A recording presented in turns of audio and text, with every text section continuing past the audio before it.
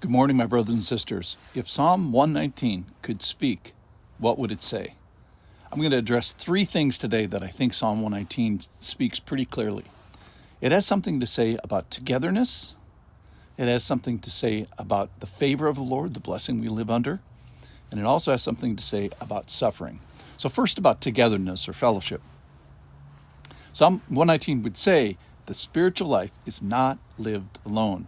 Verse 63, I am a companion of all who fear you, of those who keep your precepts. So the first thing is that, strangely, that God calls people to be his friends. That's weird, number one. And if that's not strange enough, then he says, I also want you to be friends with those who are friends of me. So to be a friend of God is to be a friend of the knuckleheads that God's friends with. So God is inexplicably fond of his people. And that characteristic of God should be in all of us as well.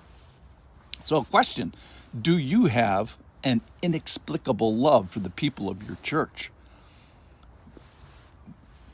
And if there's not, I think that would be diagnostic that there's something wrong. Perhaps it could be with your church. Maybe something's broken with that.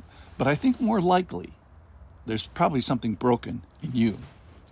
So a friend and I were talking about church pain. Let's just talk about that for a second.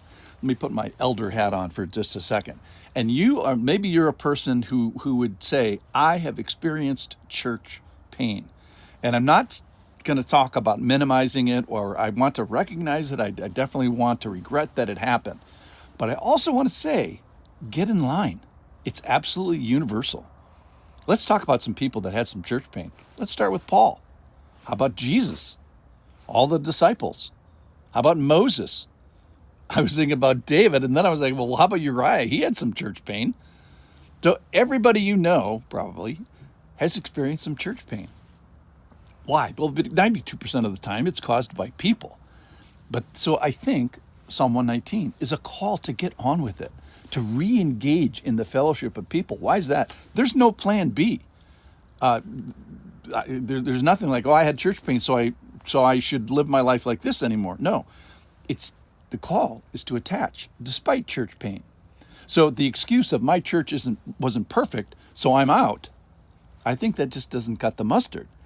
So Psalm 119 is a call to attach locally and attach vigorously and attach with grace and attach gracefully. So write this down, attach to the people of God with the same grace that the person of God is attached to you.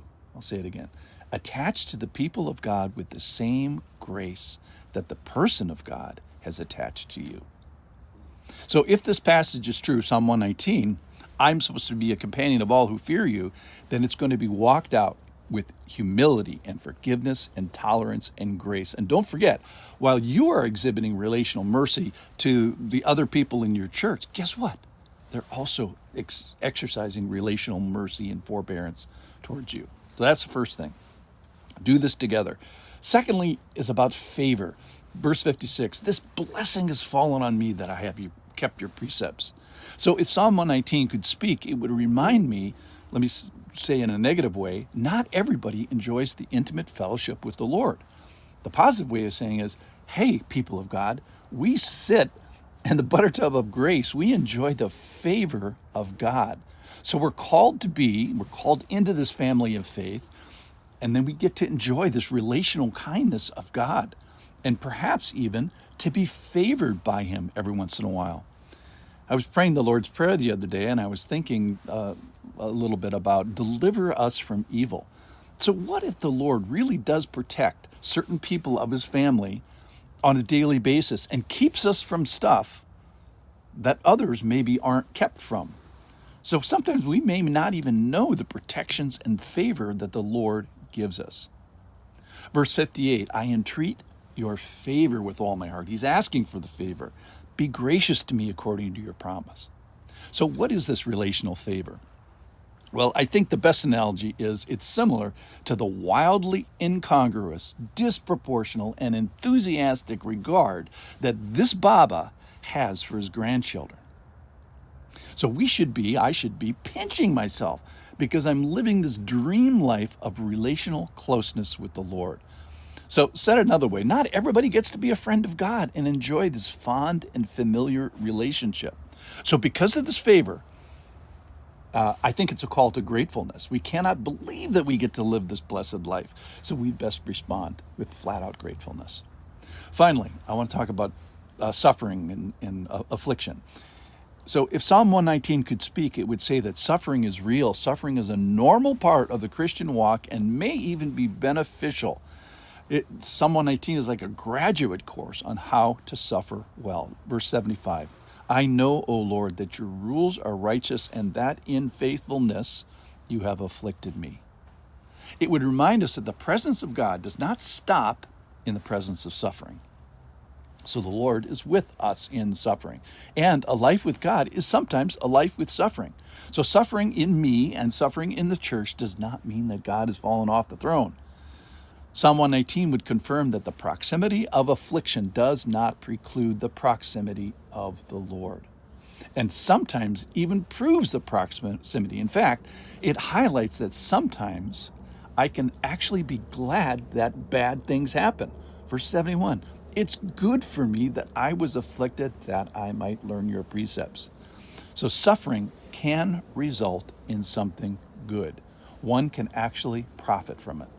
So one can plow the fields of suffering to reap the harvest of the best crop. So it calls us not to waste the suffering, but to grow with it and learn from it. And here's the kicker, maybe even be grateful for it.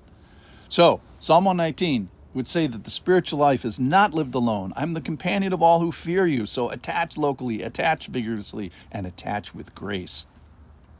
Attached to the people of God with the same grace that the person of God is attached to you. So first thing, are you attached? Secondly, it would say to believers who get to live this life under the constant favor of the Lord, it said we better be grateful. And then finally, regarding suffering may help me grow. It might even stretch me towards gratefulness because of this. So this is what Psalm 119 would speak. Thanks for listening.